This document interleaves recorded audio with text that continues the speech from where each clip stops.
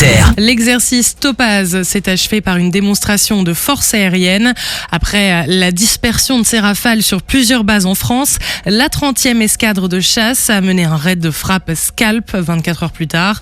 Objectif, tester la capacité de l'armée de l'air et de l'espace à se disperser, se réorganiser et frapper rapidement en contexte de haute intensité.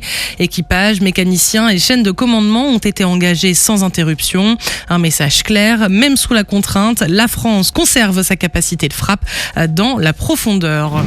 Pendant près de 3 semaines, des soldats de l'armée de terre ont suivi la stratégie Nemesis, une formation parmi les plus exigeantes. Objectif, apprendre à combattre dans l'un des milieux les plus hostiles au monde.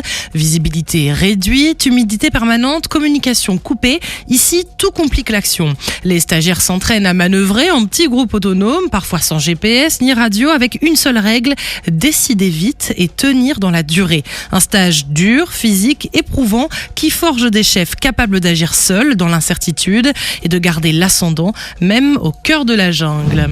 Le futur hélicoptère Guépard H160M continue de monter en puissance. Son prototype a réalisé un premier contact avec la Marine nationale en évoluant aux côtés justement du bâtiment ravitailleur Jacques Stofkopf.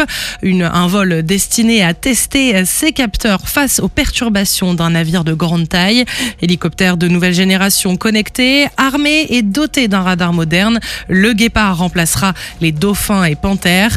49 appareils sont attendus pour renforcer durablement le combat naval français.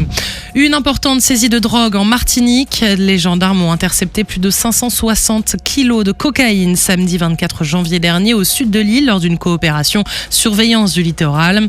Alertés de l'arrivée d'une embarcation rapide depuis le canal de Sainte-Lucie, les militaires ont interpellé un homme déjà connu des services et saisi 20 ballots de drogue ainsi qu'un véhicule à fausse immatriculation. La marchandise a été sécurisée avec l'appui du GIGN.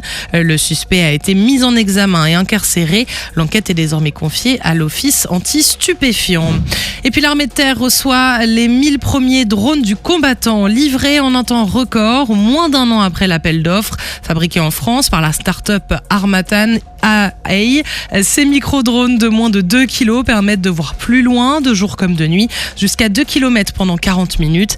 Ils équiperont en priorité les unités engagées dans l'exercice Orion 2026 et serviront à l'entraînement. Rapides à produire, peu coûteux, pensés pour le terrain, ces drones marquent un changement de rythme dans l'équipement des forces françaises. Sur terre, sur mer, comme dans les airs. Skyrock PLM, en équipe avec Uneo, la mutuelle des forces armées.